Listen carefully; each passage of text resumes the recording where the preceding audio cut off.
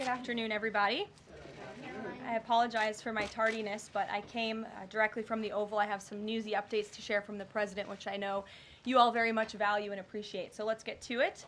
The President promised millions of Christians across the country on the campaign trail that he would create a White House faith office when he returned to the White House, and he has delivered on that promise.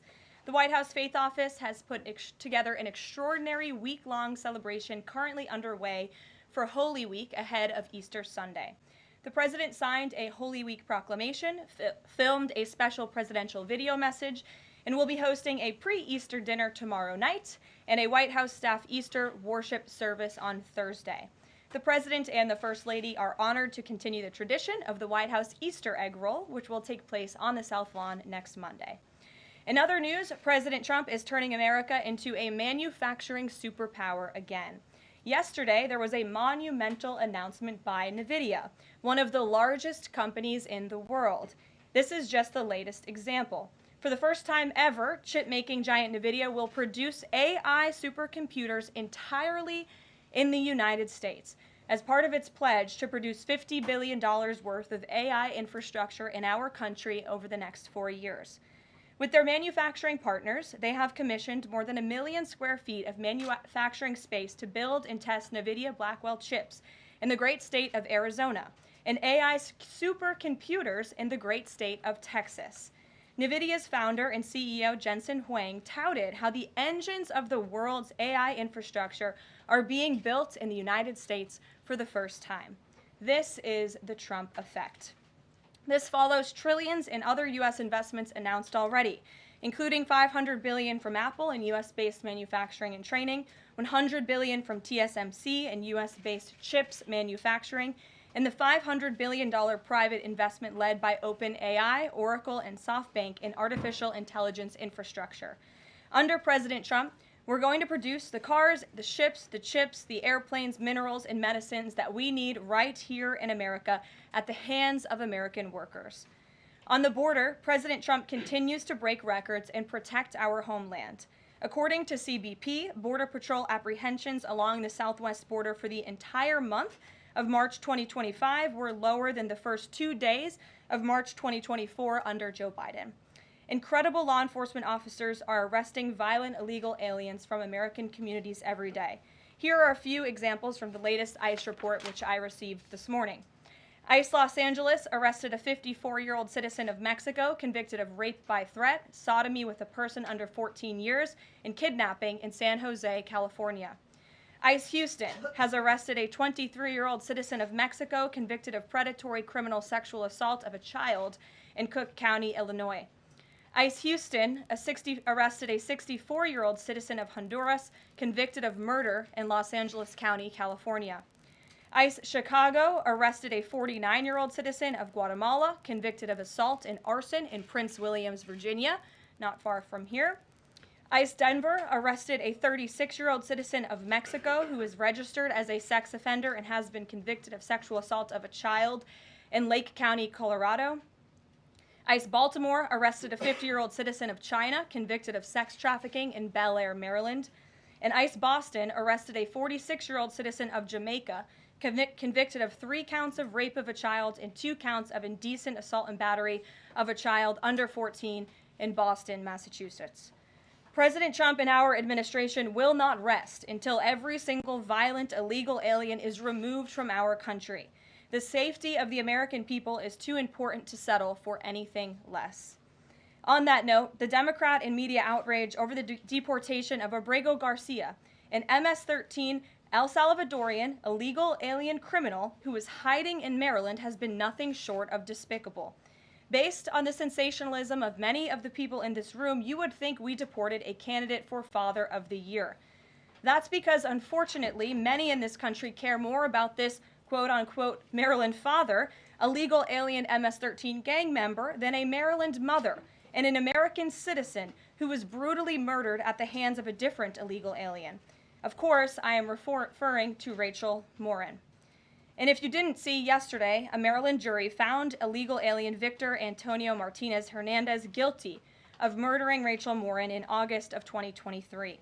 She was a 37-year-old mother of 5 who was jogging in an otherwise safe community northeast of Baltimore when this monster ambushed, strangled, and beat her to death before stuffing her brutalized body in a tunnel drain. The Morin family finally got justice yesterday, but they will never get Rachel back. Our hearts go out to Rachel's family, her 5 children, and her mother, Patty, who has suffered the unimaginable loss of her daughter. In case you missed it last week, President Trump signed a national security presidential memorandum directing federal agencies administering federal land on the border to make land available to the Defense Department in a new national defense area.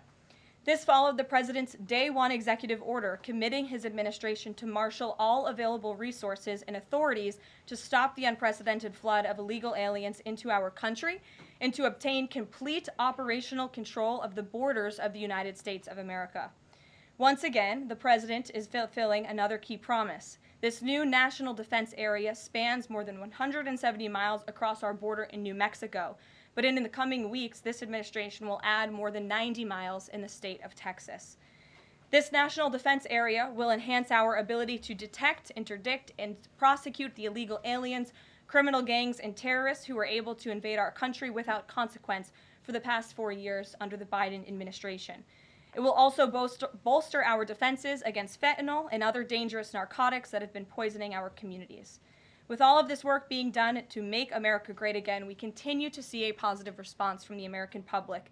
A brand new poll published from the Daily Mail and JL Partners this morning found that President Trump's approval rating is at an all-time high.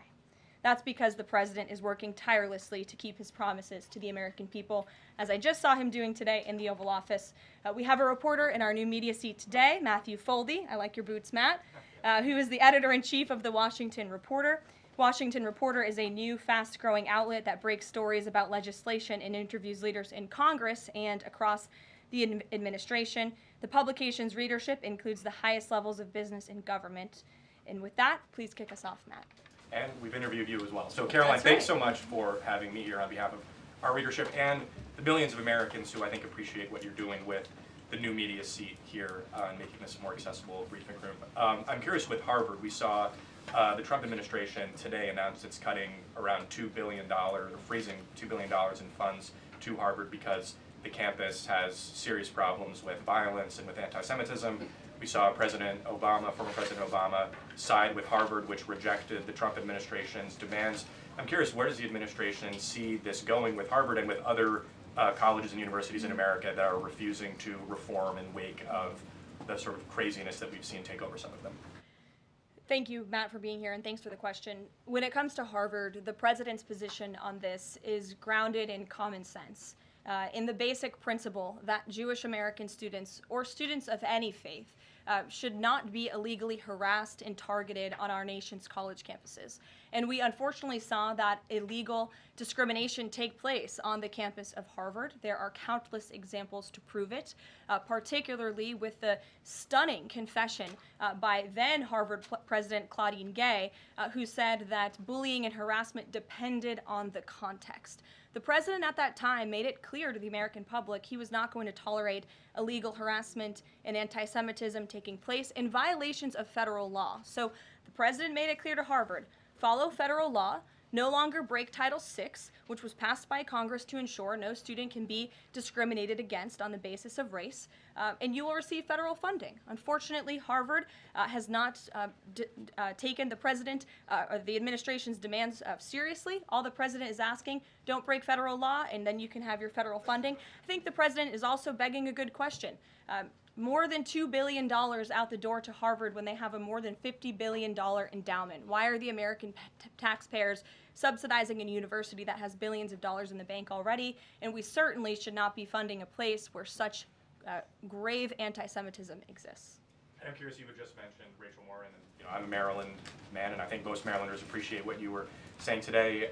We've seen that Chris Van Hollen, who was Rachel Morin's senator, basically threatening to fly to El Salvador to press for the release of someone who was in America illegally. And not as much sort of from him about Rachel Morin's horrific murder and the verdict that was, I think, rightly reached yesterday. What does the administration think about the priorities we're seeing from Senate Democrats in terms of illegal immigrants instead of the work that agencies like ICE and DHS are doing with the Trump administration? It's mind-boggling, the priorities of the modern-day Democrat Party. I think it's atrocious that you have Democrats in Congress on Capitol Hill who swear an oath to protect their constituents and to serve them in Washington, D.C., spending more time defending illegal immigrant gang members than their own constituents and law-abiding American citizens like Rachel Morin.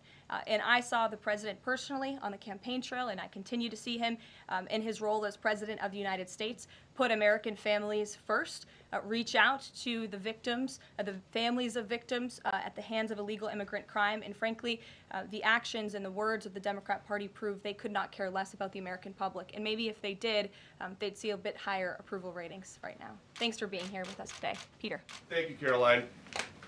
To follow up on something that you just said, why do Ivy League schools get so much federal funding?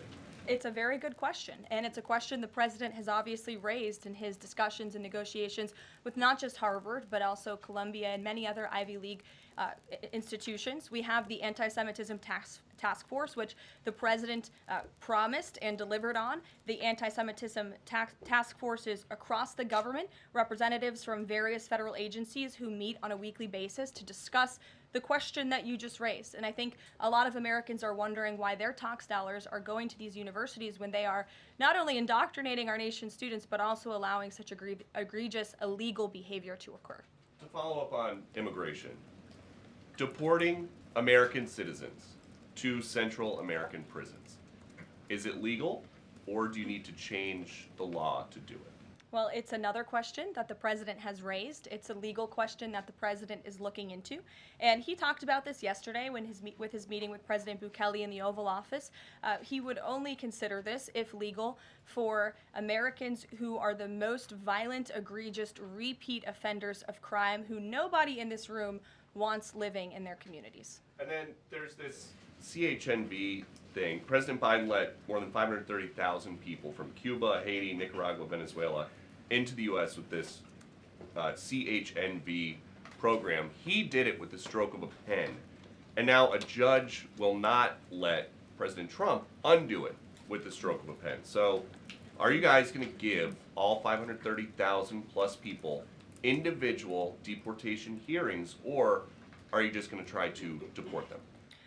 I spoke to White House counsel's office about this morning because obviously another rogue district court judge is trying to block the administration's mass deportation efforts with this latest injunction. We will fight this in the court of law, and we will ensure that every individual who illegally entered our country and was really taken advantage of by the previous administration because they abused the parole system in this country to fast track legal status, as they said, for these illegal immigrants. And they completely abused our legal system. Many of these paroled individuals were then given temporary protective status, which the intention of that, TPS, was only supposed to be used in times of war or storm or destruction in the home countries of these migrants. It was completely abused. These migrants came here for economic reasons, and they illegally entered our country, and the president is not going to tolerate that. And so we will continue to focus on deporting as many individuals as we can. Jennifer. One on tariffs and one on Russia. Can you give us any sort of an update on which deals are in hand or are close? Which countries are reaching a deal on tariffs? And then on Russia, can you give us an update on what the agreement was with Russia? The president yesterday said that he thinks we'll be seeing some very good deals very soon.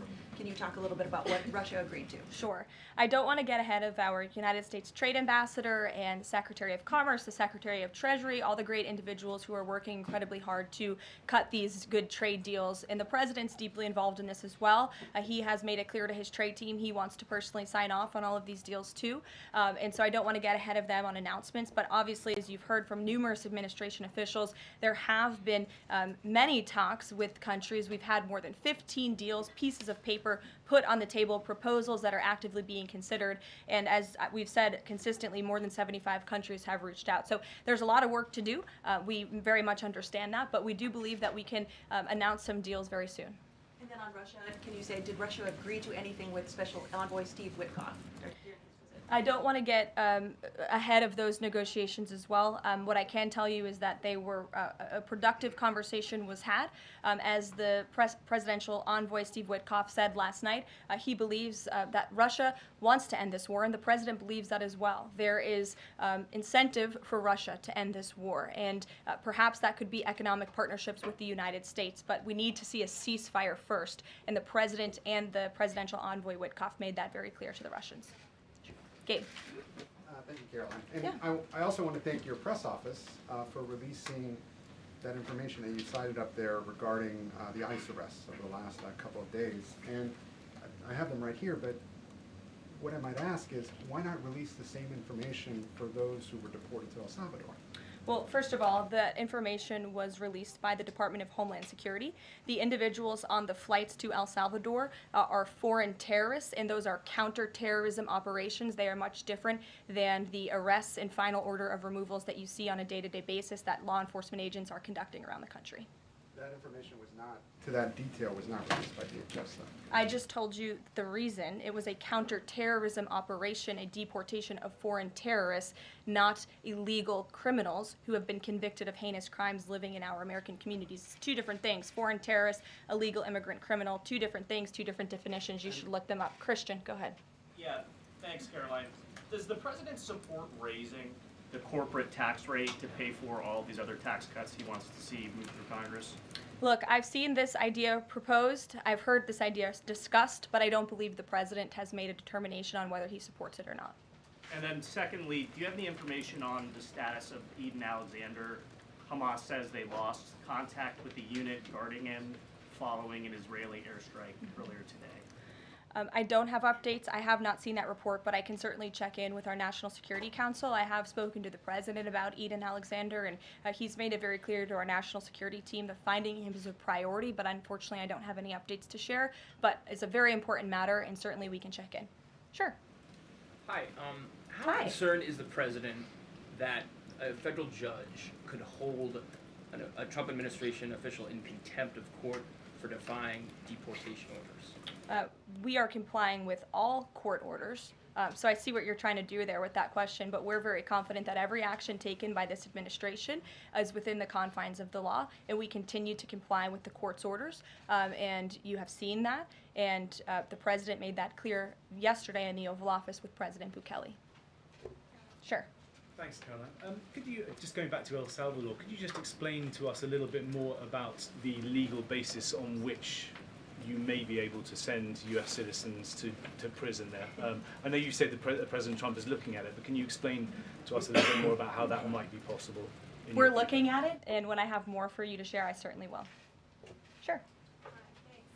Still going off the El Salvador questions, yesterday in the Oval Office, administration officials made it very clear that El Salvador is responsible for Mr. Abrego Garcia, yet El Salvador's president said we're not going to do anything with him. So my question is, who is responsible for this man and where he's going to end up? Well, no. First of all, President Bukele said that he is not going to smuggle a foreign terrorist back into the United States of America, as many in this room in the Democrat Party seemingly want him to do.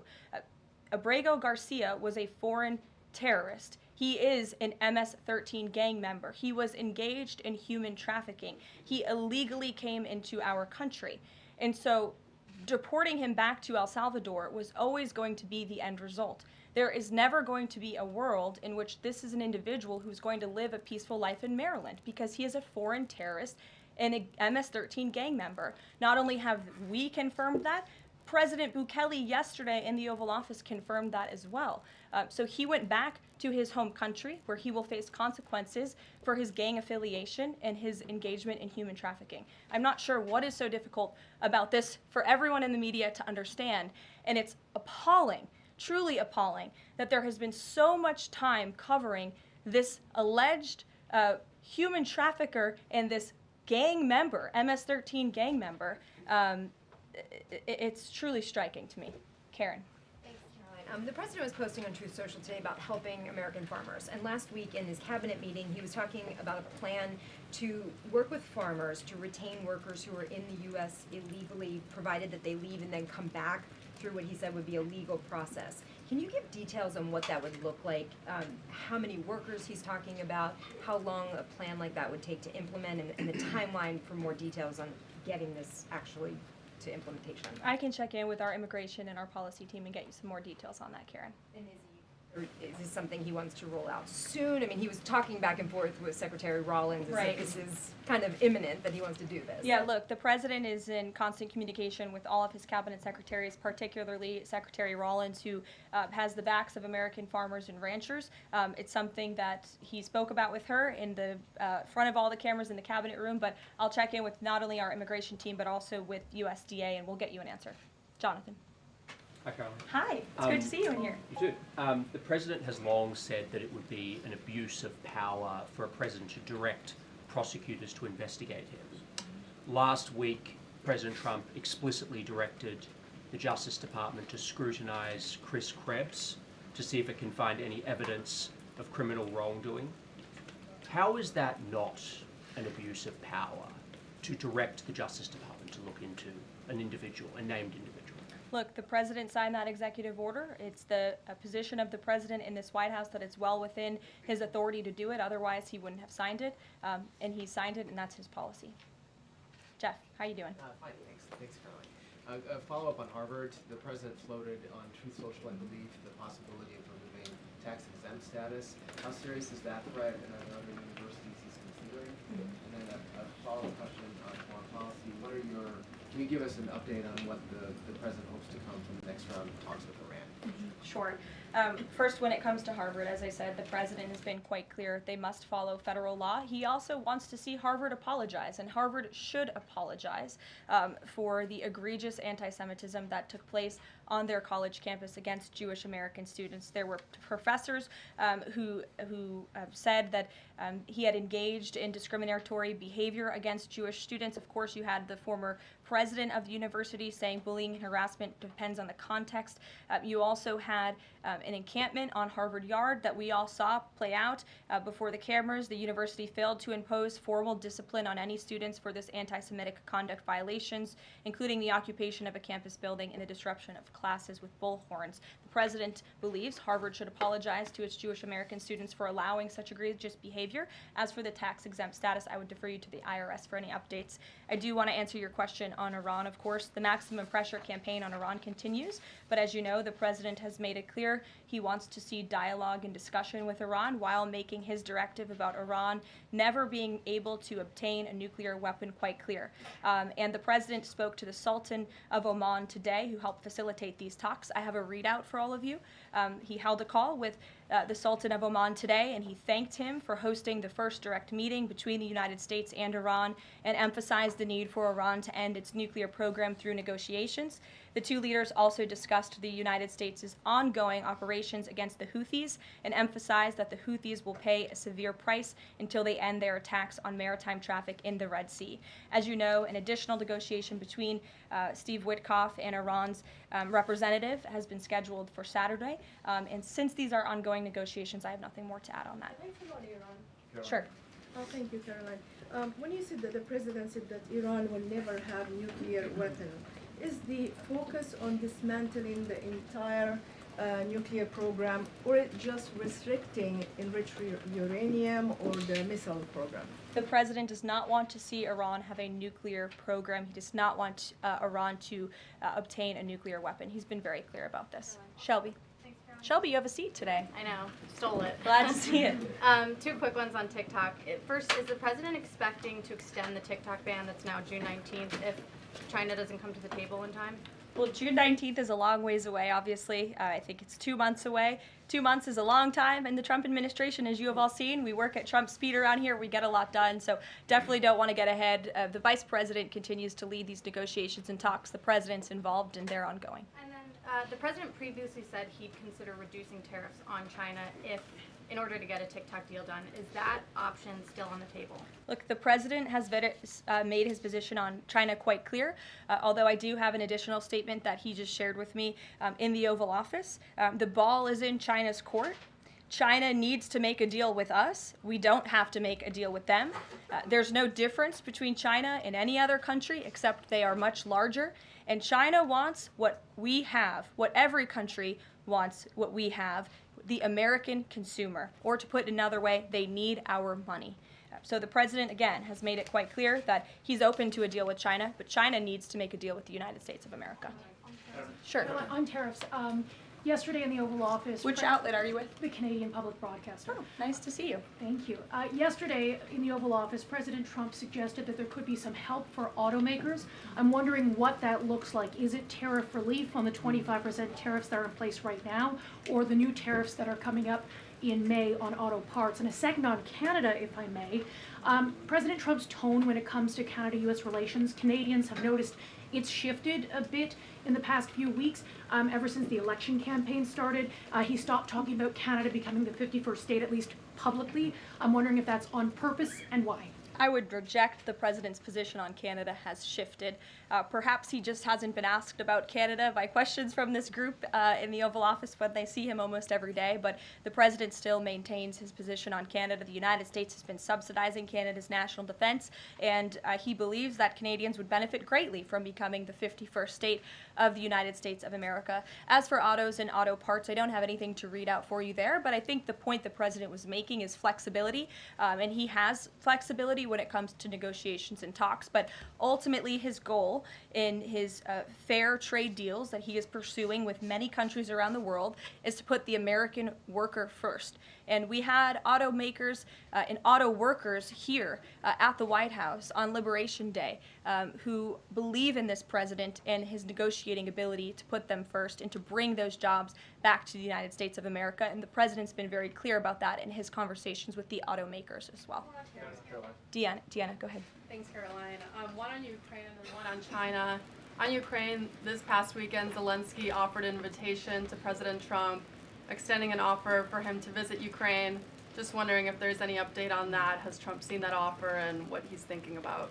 I don't know. Actually, I haven't talked to the president about that, or if he saw Zelensky's offer. I'm sure he did. I haven't spoken to him about it. I can ask him what he thinks. I certainly don't have any plans to share on a potential trip to Ukraine, though. And then on China, this last week, Chinese officials were posting videos on, social media sites depicting Trump, J.D. Vance, Elon Musk in AI-generated videos working in factories, putting together Nike shoes and iPhones and products like that. Does the White House, have they seen these videos? Do you guys have a response to that? I have seen the videos. I'm not sure who made the videos or if we can verify the authenticity, but whoever made it clearly does not see the potential of the American worker, the American workforce. The president believes in the American people, and he knows that we have the best not only consumer base in the world, but also the best workforce in the world, and that's why he's so focused on bringing investments home and shoring up our critical supply chains and bolstering our manufacturing here as well. Brett. Thanks, Caroline. Would the president support a ban on members of Congress trading stocks? I'm certain that's something the president would be interested in looking at, and I can ask him if he would support such a bill. Sure. Yes. I have a question about the president's post from this morning on farmers. He asked farmers to be patient and just hold on. But a lot of farmers that I've talked to in the last week or so have said, they're in the middle of spring planting season, and that a trade war makes everything sort of up in the air. What would his message to them be? And also, is there anything specifically planned to provide relief like in President Trump's last term? Yes, well, relief is being considered. The Secretary of Agriculture, I know, has spoken to the president about that, and again, it's being considered. And as for the president's message to the farmers, he put it out himself. He could speak for himself much better than I can speak for him, and so I would just direct you to the statement he had telling the farmers again and reiterating his support for them and that he has their backs, which he certainly does. Kelly, in the back. Thanks, Caroline. Two questions. The first one, a Georgia man was just arrested over alleged threats to kill Director of National Intelligence Tulsi Gabbard. Reportedly, there is now increased security around the FBI Deputy Director. Can you talk about the level of threats against various administration officials? And then a second one on Biden. I'm sorry to hear that. I had not seen that report. It's very unfortunately, and obviously the White House, the president, and the entire administration condemn any threats of violence against any administration officials or public officials on both sides of the aisle here in Washington, D.C. It shouldn't be tolerated, and we commend the local law enforcement agencies for arresting this individual. Biden, former President Biden, he's set to deliver his first major speech since leaving office tonight. He plans to talk about what I'm told will be Social Security under the current administration, closing of offices, longer wait times, harder for seniors and people with disabilities to access earned benefits, is what Democrats have been saying today. I wanted to get the president's response, or if he plans to respond to this, and comments on what Democrats are calling cuts to Social Security. My first reaction when seeing former President Biden was speaking tonight was, I'm shocked that he is speaking at nighttime. I thought his bedtime was much earlier than his speech tonight. I understand the topic of his speech will be Social Security. Let me make it very clear ahead of former President Biden's remarks. President Trump, is absolutely certain about protecting Social Security benefits for law-abiding, tax-paying American citizens and seniors who have paid into this program. He will always protect that program. He campaigned on it, he protected it in his first term, and he's back again to continue protecting it. On the topic of Social Security, I have some news before I let you all go. Later this afternoon, the president will be signing a presidential memorandum aimed at stopping illegal aliens and other ineligible people from obtaining Social Security Act benefits.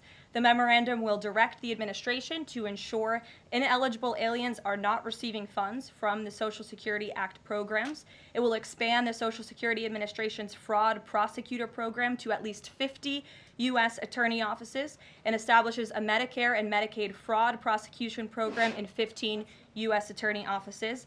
The memorandum will also require the Social Security Administration Inspector General to investigate earning reports for individuals aged 100 or older with mismatched Social Security records to combat identity theft. And the memorandum will direct the Social Security Administration to consider whether to reinstate the use of civil monetary penalties against individuals who engage in Social Security fraud, an effort that has been paused for several years. These taxpayer-funded benefits should be only for eligible taxpayers. And President Biden should think about what he did in his last term, which is allow tens of millions of illegal people into our country, many of whom were fraudulently receiving these benefits. So you'll hear from the president on that later, and we will see you later in the East Room.